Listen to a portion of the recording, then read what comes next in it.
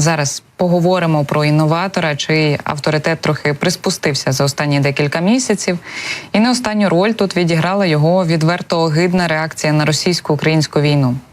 Журналісти американського видання The Wall Street Journal із посиланням на свої джерела стверджують, що засновник компаній Tesla та SpaceX Ілон Маск зловживає наркотиками. А це, що не дивно, тривожить керівників і членів правління його компаній. За словами людей, знайомих із Маском, вживання наркотиків виконавчим директором SpaceX може мати серйозні наслідки не тільки для його здоров'я, а й для 6 компаній і мільярдних активів, якими він керує. Найбагатша людина світу вживала ЛСД, кокаїн, екстазі та психоделічні гриби, часто на приватних вечірках по всьому світу, де учасники підписували угоди про нерозголошення або віддавали свої телефони, щоб увійти. Це за словами людей, які були свідками вживання наркотиків Ілоном. Маск раніше курив марихуану в громадських місцях і сказав, що у нього є рецепт на психоделічний кетамін. Незаконне вживання наркотиків, ймовірно, буде порушенням федеральної політики, що може поставити під загрозу мільярди доларів державних контрактів SpaceX. Маск є невід'ємною частиною вартості своїх компаній, потенційно піддаючи ризиком активи інвесторів на суму близько $1 трильйона, десятки тисяч робочих місць і велику частину космічної програми США. Я до цієї теми просто нагадаю, що Ілон Маск, ймовірно, не публічно підтримує Російську Федерацію у війні проти України, адже раніше міжнародні медіа писали, що засновник SpaceX таємно наказав відключити Старлінки поблизу Криму минулого року для того, аби зірвати українську атаку на військово-морський флот Російської Федерації.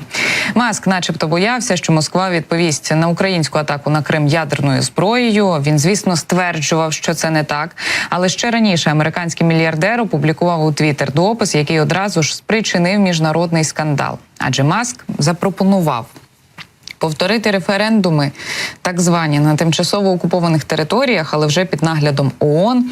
Росія йде, якщо на це буде воля народу. Так ми й повірили, воно ж в росіянців так і працює.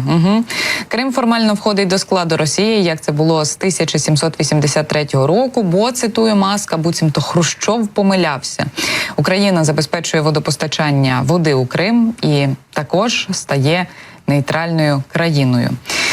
Важко, знаєте, якось адекватно ставитися до цієї інформації, до таких наративів, за які, здається, Ілону Маску, стверджувати не можу, але таке враження має, начебто йому до того його $1 трильйона ще трохи російських рубликів докинули, чий курс зараз не найсприятливіший, назвімо це так. Ну і я також хочу сказати, що 3 тижні тому Ілон Маск зробив ще одну заяву, цього разу про російського диктатора і воєнного злочинця. Він під час трансляції в соцмережі X, раніше відомі як Twitter, заявив, що, цитую, йому подобаються російські меми про нього, бо в росіян особливе почуття гумору. Каже, що йому подобаються ці guys, тобто ці хлопці, і що він не проти отримати російський паспорт тому. Каже також Ілон Маск про те, що йому подобається Путін, якщо опустити його диктаторські якості та імперіалізм. А також я нагадаю, що Маск особисто розмовляв із Путіном восени 22-го року, принаймні про це пише із посиланням на власні джерела видання The New Yorker. Говорять про те, що говорили вони про ті ж самі Старлінки, говорили про те, що говорили журналісти про те, що Ілон Маск, здавалося, навіть висловив підтримку Владіміру Путіну, і неназвані високопосадовці Міноборони Сполучених Штатів Америки, звісно, коли говорили про цей його вчинок, були трохи шоковані. Бо ж, знаєте, інновації в голові, таке враження, випередили саму голову.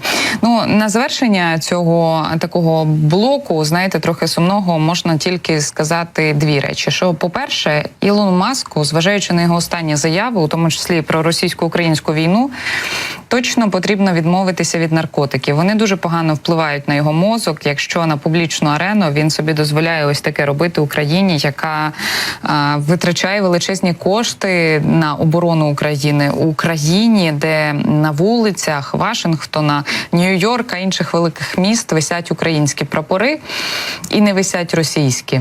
Знаєте, а по-друге, Ілону Маску варто також припинити зловживати російськими наративами, перестати споживати їх самому і перестати їх поширювати на велику аудиторію. Але знаєте, Тут хіба що час покаже, як завершиться ця ситуація. У будь-якому випадку ми бачимо, що наркотики доводять Ілона Маска до тієї риски, де на кону стоять його 6 компаній і щонайменше 10 тисяч робочих місць.